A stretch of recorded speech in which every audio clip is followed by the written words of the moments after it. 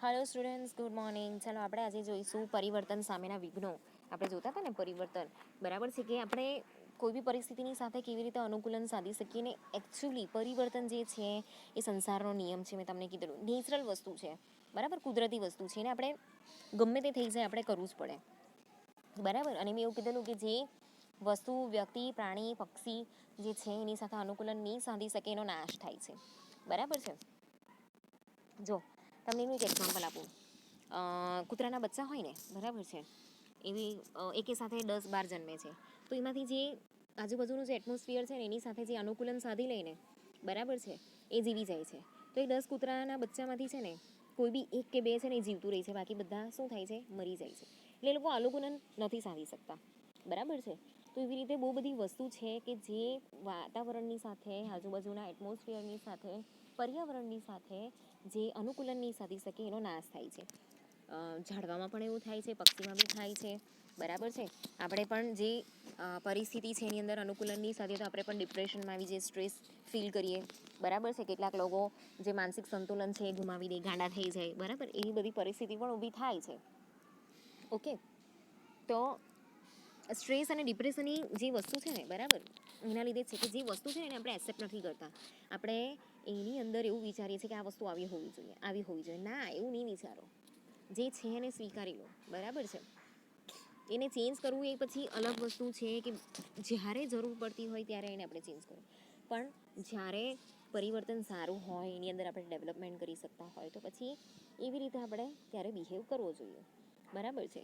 તો જે પરિવર્તન જે છે અને જે ડેવલપમેન્ટ છે એ કુદરતી અને સામાજિક પ્રક્રિયા છે, એ આપણે કાલે જોઈ ગયા, બરાબર છે. તો પરિવર્તનનો વિરોધ કરવો એ માનવ સહજ પ્રકૃતિ છે. મેં તમને કીધું, આપણે બહુ જલ્દી એક્સેપ્ટ નથી કરતા, પણ જે પરિસ્થિતિ છે ને એને આપણે એક્સેપ્ટ કરી લઈએ, બરાબર છે, એનો સ્વીકાર કરી લઈએ, તો જ આપણે સારી રીતે એની અંદર ડેવલપમેન્ટ કરી શકીએ, વસ્તુને સમજી શકીએ. અને પછી એવું લાગે કે ના, આ વસ્તુ ખોટી છે કે આપણે નથી ફાવતી, તો આપણે એને ચેન્જ કરવા માટે કહી શકીએ, બરાબર છે. પહેલેથી એનો વિરોધ કરવો એમાં કંઈ લેવાનું જ નથી, બરાબર. તો જ્યારે કોઈ પણ વ્યવસ્થા તંત્ર છે, બરાબર, એની અંદર જે પણ વ્યક્તિઓ છે એ કામ કરે છે, બરાબર છે, તો એની જે લર્નિંગ પ્રોસેસ છે એના દ્વારા અહીંયા એની કાર્ય પદ્ધતિ છે એ વિકસાવી શકાય છે, અને એ રીતે આપણે અહીંયા પરિવર્તન કરી શકીએ છીએ. તો આ જે કાર્ય પદ્ધતિઓ છે, જે પેટર્ન છે, બરાબર છે, એને વળગી રહેવાનો જે પ્રયત્ન છે, ઓકે, એના લીધે કેવું છે કે કોઈ પણ પ્રકારનું જે પરિવર્તન આવે ને એની અંદર આપણે વિકસાવેલી જે કાર્ય પદ્ધતિ છે, બરાબર છે, એનો આપણે સ્વીકાર કરીને વિરોધ નહીં કરીએ, પણ સ્વીકાર કરીને આગળ વધીએ. અહીંયા લખેલું છે કે વિરોધ કરવો સ્વાભાવિક છે, પણ એનો વિરોધ નહીં કરીએ. હું એવું સજેસ્ટ કરું છું કે એનો વિરોધ નહીં કરીએ, ને જે છે પરિસ્થિતિ એની અંદર આપણે એને સ્વીકારી લઈએ, બરાબર છે. અને જે વસ્તુ છે, બરાબર છે, એ આપણે શીખીએ, એમાં જ આપણો ભલેવાડ છે, બરાબર. તો કયા કયા વિઘ્નો આવે છે આપણે જોઈએ. તો વ્યક્તિગત વિઘ્નો અને સંસ્થાકીય વિઘ્નો. તો અહીંયા 2 પ્રકારના વિઘ્નો છે, વ્યક્તિગત વિઘ્નો અને સંસ્થાકીય વિઘ્નો. એટલે કે પર્સનલ બેરિયર ઓર રેઝિસ્ટન્સ, અને બીજી બાજુ છે ઓર્ગેનાઇઝેશનલ બેરિયર્સ એન્ડ રેઝિસ્ટન્સ, બરાબર છે. તો એના કયા કયા કારણો છે. તો અનુકૂલનની સમસ્યા.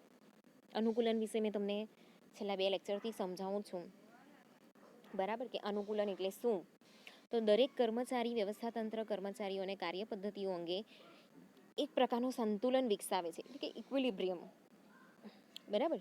તો આ જે કર્મચારી વ્યવસ્થાતંત્ર છે, બરાબર છે, એની અંદર જે કર્મચારીઓ છે કે પછી એની જે વ્યવસ્થાતંત્રની જે કાર્ય પદ્ધતિ છે, બરાબર છે, એમાં એક પ્રકારનું જે સંતુલન છે એનો અહીંયા વિકાસ કરવામાં આવે છે. તો અહીંયા છે ને કેવું થાય કે જ્યારે કોઈ નવી વસ્તુ આવે છે ને ત્યારે અહીંયા જે પરિવર્તન થાય છે, ઓકે, તો એની સાથે આપણે સંતુલન કરવામાં આપણે વિક્ષેપ પહોંચે છે. કેમ કે નવી પરિસ્થિતિ છે, નવી વસ્તુ શીખવાની છે, આપણને ખબર છે નહીં, તો જે સંતુલન વિકસાવવામાં તે પ્રયત્ન કરવા પડે છે, બરાબર છે. અને જો તેમાં સફળ નહીં જાય તો આપણે શું કરીએ છીએ, સ્વાભાવિક રીતે પરિવર્તનનો વિરોધ કરીએ છીએ કે ના, અમને નથી ફાવતું, અમને અમારાથી નથી થતું, બરાબર છે. એની આ બાજુ જોઈએ કે સંસ્થાકીય વિઘ્નો. તો જે સત્તા અને અસરકારકતા માટે પડકારરૂપ પરિવર્તનો. તો કંપનીના ઉચ્ચ સંચાલકો, માલિક દ્વારા કેટલીક પાયારૂપ અને નીતિ વિષયક નિર્ણયોનો અહીંયા વિરોધ કરે છે, બરાબર. તે જે કંપનીના જે ઉચ્ચ સંચાલકો છે, એટલે કે માલિક, બરાબર, એના દ્વારા જે કેટલીક પાયારૂપ કે નીતિ વિષયક જે નિર્ણયો છે, બરાબર, એનો એ લોકો વિરોધ કરે છે. જેમ કે નવું રોકાણ, કોલાબોરેશન થવાને કારણે કંપનીના ઉચ્ચ સંચાલકોનું મહત્વ સટ્ટા ઘટી જાય તેમ હોય ત્યારે સ્વાભાવિક રીતે જ તેઓ આવી નવી યોજના કે નવા રોકાણનો વિરોધ કરે છે. તો ઉચ્ચ સંચાલકો એક નીતિ વિષયક જૂથ તરીકે આવી દરખાસ્તોનો વિરોધ કરે છે, બરાબર. તો અહીંયા કેવું છે કે જ્યારે કોલાબોરેશન થાય છે, બરાબર છે ને, બીજી કંપની સાથે લોકો પાર્ટનરશિપ કરે છે, કોલાબોરેશન થઈ જાય છે એનું, બરાબર છે. તો ત્યારે જે ઉચ્ચ સંચાલકો છે એનું મહત્વ અને સત્તા ઘટી જાય તો ત્યારે એ લોકો સ્વાભાવિક રીતે એનો વિરોધ કરવાના છે, બરાબર છે. એના પછી છે આર્થિક નુકસાન, અને આ બાજુ છે વ્યવસ્થાતંત્રીય માળખું જાળવી રાખવાની ઈચ્છા. તો એમાં કેવું છે આર્થિક નુકસાનની અંદર, જ્યારે કોઈ નવી ટેકનોલોજી કે પદ્ધતિનો સ્વીકાર કરવામાં આવે ત્યારે નોકરી ગુમાવવાનો, બદલી થવાનો, કામના કલાક ઘટવાનો, મશીનરી આવી જાય. પહેલાં આપણે કેવું છે કે માણસો કામ કરતા હતા, હવે મશીનરી આવી ગઈ તો એ લોકોની નોકરી જતી રહી કદાચ, કાં તો એ મશીનરી ચલાવતા નહીં આવડતું હોય, બરાબર, તો નોકરી જઈ શકે, બદલી થઈ શકે એ લોકોની, કામના કલાકો ઘટી જાય, જે પ્રલોભનો વેતન જે છે એના દરો જે છે એ ઝૂંટવાઈ જાય, બરાબર છે. તો આવી પરિસ્થિતિમાં જે કંપનીની કાર્યદક્ષતા વધારવી હોય તો નવો ટેકનોલોજીનો સ્વીકાર આપણે કરી લેવો જોઈએ, બરાબર.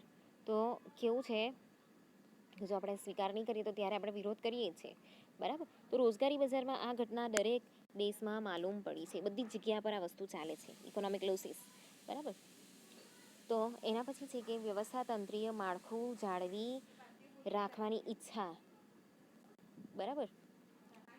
તો desire to maintain existing organisational structure, તો દરેક એકમનો ક્રમિક વિકાસ થાય ને તો ત્યારે જે હયાત રીતે ગોઠવાયેલું જે માળખું છે, બરાબર, જે કમ્યુનિકેશનની એક લાઇન છે, બરાબર છે, જે રિપોર્ટિંગની અહેવાલ પ્રેષણ એટલે કે જે રિપોર્ટિંગનું કામ છે, બરાબર છે, એવા જે ચુસ્ત રીતે ગોઠવાયેલા જે બધી વસ્તુ છે, બરાબર, કે જે વ્યવસ્થા છે એમાં પરિવર્તન જો લાવવાનું હોય તો જે અધિકારીઓ છે, જે કર્મચારીઓ છે, બરાબર છે, એ ઉચિત માનતા નથી. તો આમ વ્યવસ્થા તંત્રમાં પરિવર્તન જરૂરી બનતા ફેરફારોમાં બધા જ જૂથો વચ્ચે એ લોકો વિરોધ જે છે એ કરે છે.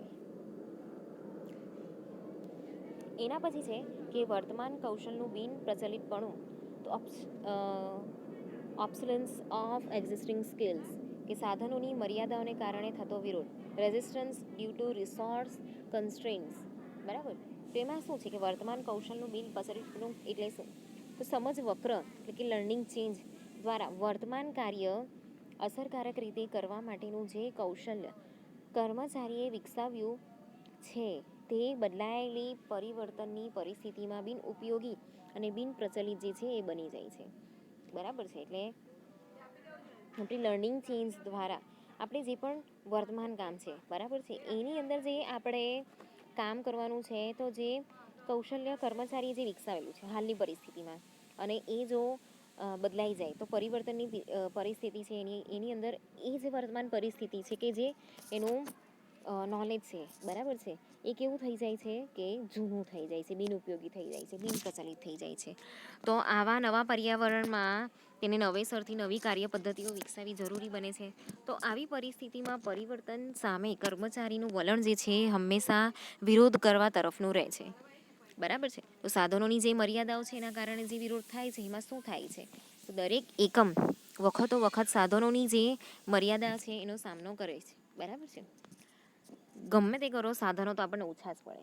તો જે ધંધાકીય પર્યાવરણમાં ઉદ્ભવતી નફાકારક તકો ઘણીવાર સાધનોની મર્યાદાઓને કારણે જતી કરવી પડે છે. તો સાધનોની મર્યાદાઓ હોવા છતાં જો કોઈ નવી યોજના સ્વીકારવામાં આવે તો વર્તમાન સાધનો પર વધુ બોજ પડે, તો તેનાથી કર્મચારીઓની કાર્ય કરવાની જે મોકળાશ છે ઘટે છે. આથી બધા જ કર્મચારીઓ સામૂહિક રીતે આ જે નવી યોજના છે એનો વિરોધ કરે છે, બરાબર. લિમિટેડ વસ્તુની અંદર કામ કરવાનું છે અને જો એના લીધે નફો જતો કરવો પડે ને તો જે મશીનરી છે ને, બરાબર, જે પણ સાધનો છે કે સેવાઓ છે એની મર્યાદિત વસ્તુની અંદર જ જે નવી યોજના છે ને એનો સ્વીકાર આપણે કરી લઈએ તો જેટલા બી વર્તમાન સાધનો છે, કારીગરોથી લઈને મશીનરીથી લઈને સેવાઓથી લઈને બધી જ વસ્તુ, બરાબર છે, તો કામ કરવાની એ લોકોની જે મોકળાશ છે ને એ ઘટી જાય છે. તો એના લીધે જે કર્મચારીઓ છે એ લોકો કચવાય છે અને ઓફકોર્સ એ લોકો પછી એ જે નવી યોજના છે એનો વિરોધ કરવાના છે. તો જેના લીધે સંચાલન મંડળ છે એના પર એની અસર થાય છે. તો અજાણી પરિસ્થિતિનો સામનો કરવાનો ભય, બરાબર. તો fear of facing unknown environment. તો જ્યારે કોઈ પરિવર્તન આવે છે ત્યારે તેની કર્મચારીઓના ભાવિ હિત પર કેવી અસર થશે તે અંગેનો અંદાજ તેઓ વિશ્વાસપૂર્વક કેળવી શકતા નથી. તો આમ વર્તમાન નિશ્ચિતતા વિરુદ્ધ ભાવિ અનિશ્ચિતતા તરફ હંમેશા તેઓ શંકાશીલ બની જાય છે અને પરિવર્તનનો વિરોધ કરે છે. તો જ્યારે જ્યારે કોઈ પણ પરિવર્તન આવે છે તો એવી પરિસ્થિતિની અંદર જે કર્મચારી છે એના ભાવિ હિત પર કેવી અસર થશે એનો અંદાજો આપણે કેવું છે કે લગાવી શકતા નથી કે આ જ થશે કે આ જ થશે, લોકોની નોકરી નહીં જાય એવું આપણે આંકી નથી શકતા. બરાબર. એ લોકોને આવડી જ જશે એવું આપણે આંકી નથી શકતા. તો વિશ્વાસપૂર્વક જે છે આપણે એને આંકી નથી શકતા. તો જે વર્તમાન નિશ્ચિતતાની જે વિરુદ્ધ ભાવિ અનિશ્ચિતતા છે એના તરફ હંમેશા તેઓ શંકાશીલ બની રહે છે. તેથી જે પરિવર્તન છે એનો લોકો વિરોધ કરે છે. બરાબર છે. તો જે વર્તમાન સવલતો છે, રોકાણોને બિનપ્રચલિત બનતી અટકાવી. તો જે પણ એ લોકોની વર્તમાન જે પરિસ્થિતિ છે, બરાબર, જે કંપનીની જે સ્થિરતા છે, જે એની સ્થિર મિલકત છે, પાવર છે, પ્લાન્ટ છે, બરાબર, એ બધી જે સુવિધાઓ છે લાંબા ગાળાના અનુસંધાનમાં મોટું રોકાણ કરેલું હોય તો આવા મોટા રોકાણની વસૂલાત તેઓ લાંબા ગાળા સુધી ઉપયોગ કરીને કરી શકતા હોય છે. તો જ્યારે જ્યારે કોઈ યોજના અમલમાં મૂકવામાં આવે છે તો જેના કારણે આવું વર્તમાન રોકાણને તેની પૂરી સવલત થઈ શકી નથી. તે બિનપ્રચલિત નહીં બની જાય તેના માટે શું કરવામાં આવે છે, અહીંયા પ્રયત્નો કરવામાં આવે છે તો વિરોધ થવાના છે. તો બિનપ્રચલિત બની જતાં તેનો નિકાલ કરવો જરૂરી બને છે. તો આ પ્રકારના નુકસાનને ટાળવા માટે અહીંયા ઘણીવાર જે નવા રોકાણનો અધિકારીઓ છે કે કર્મચારીઓ છે એના દ્વારા અહીંયા શું કરવામાં આવે છે, વિરોધ કરવામાં આવે છે. બરાબર છે. હવે મોટે ભાગે જે વિરોધ છે ને એ ક્યાં જોવા મળશે આપણને, જે વ્યક્તિગત વિઘ્નો છે ને એની અંદર. બરાબર. એક કર્મચારી જે છે, વર્કર છે, એ લોકોમાં ખાસ જોવા મળે છે. બરાબર. હવે આપણે આગળ જોઈએ તો અહમ જાળવવાની મનોવૃત્તિ એટલે કે ઈગો મેન્ટેનન્સ. તો દરેક કક્ષાના કર્મચારીના અહમની એક પરિસ્થિતિ હોય છે. બરાબર. તો તેથી આવો જે અહમ છે એ ગવાય તેવી કોઈ પણ દરખાસ્તનો તેઓ સહજ રીતે સ્વીકાર કરતા નથી. તો ખાસ કરીને નીચલી કક્ષાનો કોઈ કારીગર કોઈ સૂચન કરે અને તો પોતાનો જે પ્રતિસ્પર્ધી કોઈ સૂચન કરે ત્યારે સ્વાભાવિક રીતે વ્યક્તિનું અહમ ગવાય છે અને આવા લાભદાયી સૂચનો પણ વિરોધ કરવામાં આવે છે. તો અહીંયા કેવું છે કે દરેક કક્ષાના જે કર્મચારી છે બધાની અંદર હોય, બધાની અંદર કર્મચારી હોય કે ગમે તે બધાની અંદર જે એક ઈગો સ્ટેટ હોય ને બધાની અંદર હોય જ. બરાબર. કોઈ બી પરિસ્થિતિ હોય બધાને એક ઈગો સ્ટેટ હોય. તો આવો જે ઈગો સ્ટેટ છે જ્યારે ગવાય છે, ક્યારે ગવાય છે કે માની લો કે કોઈ નીચલી કક્ષાનો કોઈ કર્મચારી છે એ કોઈ એના જ લેવલના કોઈ વ્યક્તિને એ સૂચન કરે છે કંઈ, તો ત્યારે એનો ઈગો હર્ટ થઈ જાય છે. તો સ્વાભાવિક રીતે એનો ઈગો હર્ટ થાય તો એ ભલે લાભદાયી સૂચન હોય પણ એ એનો વિરોધ કરવાનો છે.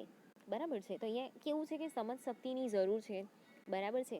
એ વ્યક્તિ શું કામ એવું કહે છે વિચારવાની જરૂર છે વિરોધ કરવા કરતાં. બરાબર. હવે એના પછી છે કે જૂઠ ગોઠવણીની જાળવણી, જૂઠ ધોરણોની જાળવણી. તો અહીંયા કેવી વસ્તુ છે કે કોઈ પણ વ્યક્તિ સામાન્ય રીતે જૂઠ સાથે રહેવાનો પ્રયત્ન કરે છે.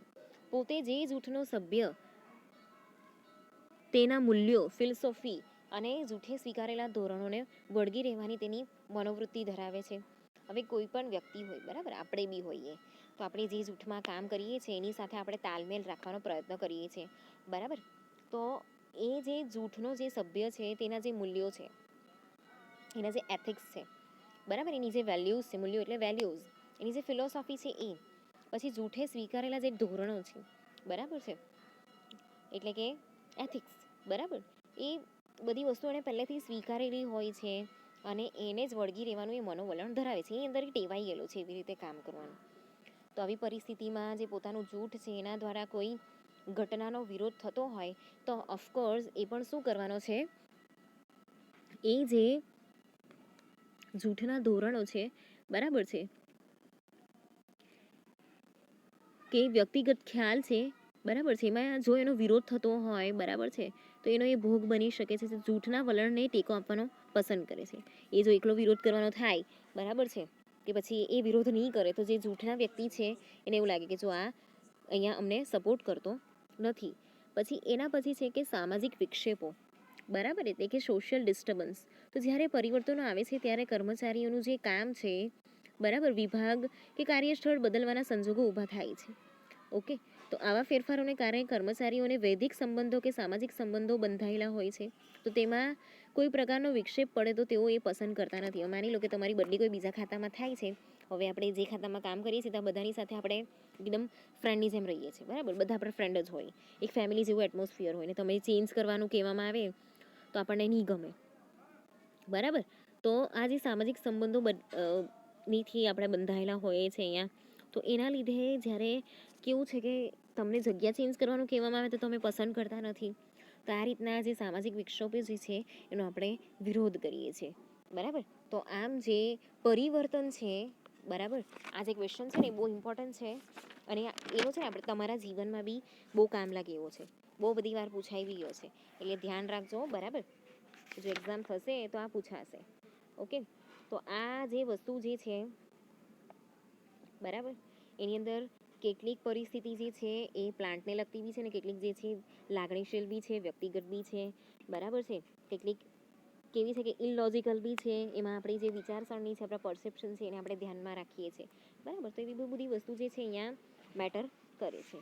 ચલો હવે આપણે આગલા લેક્ચરમાં લઈશું પરિવર્તન સંચાલન માટેની વ્યૂહરચનાઓ, સ્ટ્રેટેજી એની. ઓકે.